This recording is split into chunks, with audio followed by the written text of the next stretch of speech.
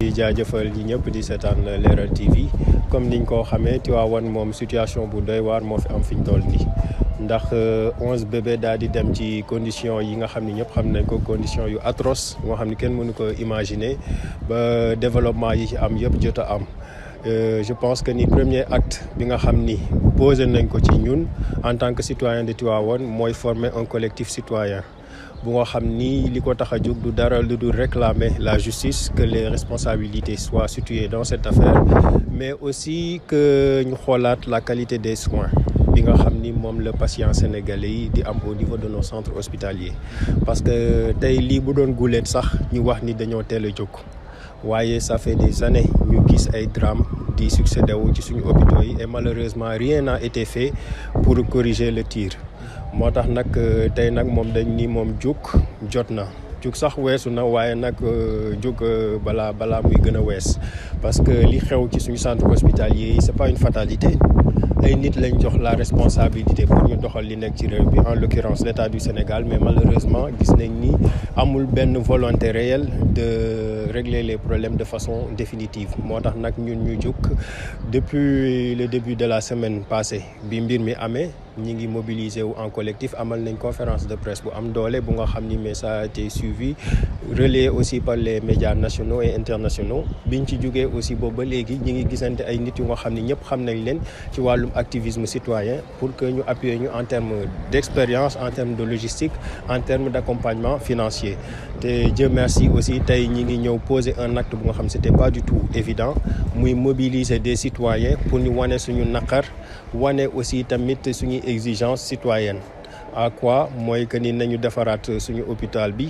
defaraat yeneen hôpital Tivaouane parce que loolu mooy le besoin. Une population qui avoisine aujourd'hui les 600 000 habitants te xam nañ ni les normes selon l'OMS ça tourne autour de 150 000 patients pour un hôpital. donc dépassé nañ ko de très loin te suñu hôpital bi nga xam ni ñu ngi koy dàkkantalee niveau 2 sax les spécialistes nee nañ niveau 2 boobu yegguñu ci. en termes de logistique, en termes d'équipement, en termes aussi de ressources humaines yi fa war a nekk. loolu moo tax nag tey ñu mobiliser wu amal marche bu am solo bu nga xam ni ñi ngi remercier citoyens yi bàyyi seen activité yëpp ñëw joindre ko pour wax daal autorités yi que ni basta ça suffit.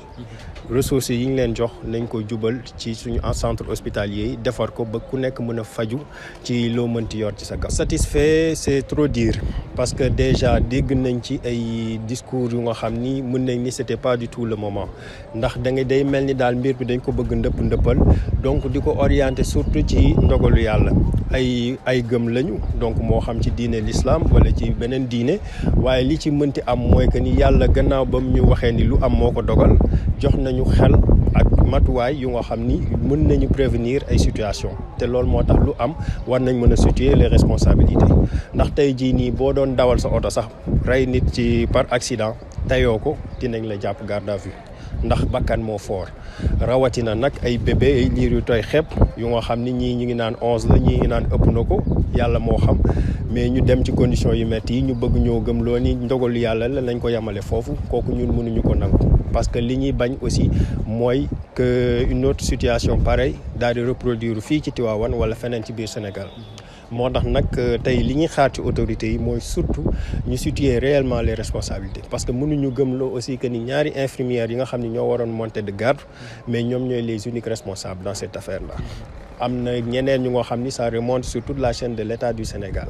ndax bu doon foofu rek la yam pourquoi le président dit limoger le ministre de la santé donc ça montre que ni mes responsabilités ça remonte au sommet. mais effectivement parce que loolu nekkoon na une demande sociale.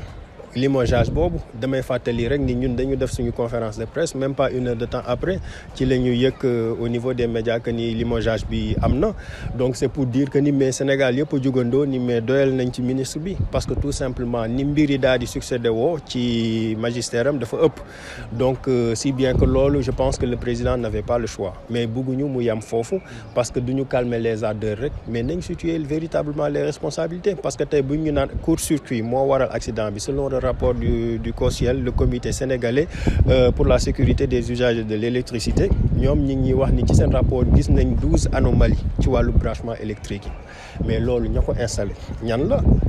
ak ña ko waroon di saytu ndax jaar na yoon wala jaaru yoon ñan la direction de l'hôpital lan mooy ci seen responsabilité. mënuñu nangu ni mais infirmières yi nga xam ñoo waroon monter garde foofu kenn joxu leen ay matuwaay pour que bu lakk amee ñoom ñu mën koo prévenir ñoom ñooy les uniques responsables loolu mënuñu ko dégg. donc li ñuy xaar ci état daal moom mooy mu mener une enquête impartiale ñu situer réellement les responsabilités les responsables ñu génnee ko damay wax toujours aussi que ni bu ñu nee responsabilité c'est pas jël ay nit tëj parce que loolu aussi du lii régler le problème. mais ñi nga xam ni mais am nañ ci implication parce que seen autorité dafa nekkoon en jeu mais ñooñu la ñu bëgg ñu cibler leen wax ni clairement ñii la te ñoom ci seen bopp war nañ ko xam déjà donc loolu buñ ko defee ba pare nag ñu jublu ci suñu hôpitaux yi defal ko parce que tamit sénégalais yi sonn nañ képp koo déglu rek da nga naan kaawam moo gën a metti sa morom te war nañ mën a dépasser situation boobu ñi ngi tabax ay stade ñi ngi defar ay train wak yooyu mais li ko jiitu moom mooy le développement humain te développement humain nag mënoo ko wax te waxoo système de santé de qualité donc ñun loolu mooy suñu exigence en tant que collectif citoyen moom amuñu lu ñuy wax ak ñoom ñun benn interaction la ñu am ak l'autorité mooy suñu lettre d'information par rapport à la marche et heureusement mais il a bien compris que ni ça entrait dans un cadre purement citoyen moom aussi ñu ngi koy remercier ci loolu mu xam ko moo tax mu doxal li mu doxal autoriser la marche confirmer la non interdiction parce que am na sama waa ji wax sax ni il ne s'agit pas d'une autorisation mais surtout voilà d'une information tout simplement. maanaam avec autorisation ou sans yéen da ngeen doon dem. non duñu dem parce que ñun nous sommes toujours dans une posture légaliste ñun duñu def lu nga xam ni dafay mettre en péril suñu posture légaliste ndax duñu braver l'autorité nous sommes des citoyens qui sont respectueux des lois et règlements de notre pays mais nag bu ñu demee ci autorité aussi doxal li ñu yoon may ñu gis ni fekk ñu fa répondant voies yi ñu yoon may dinañ ko épuiser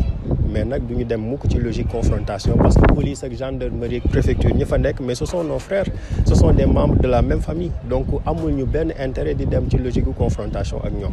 voilà. Merci beaucoup. waaw ñu ngi lay jaajëfal bu baax.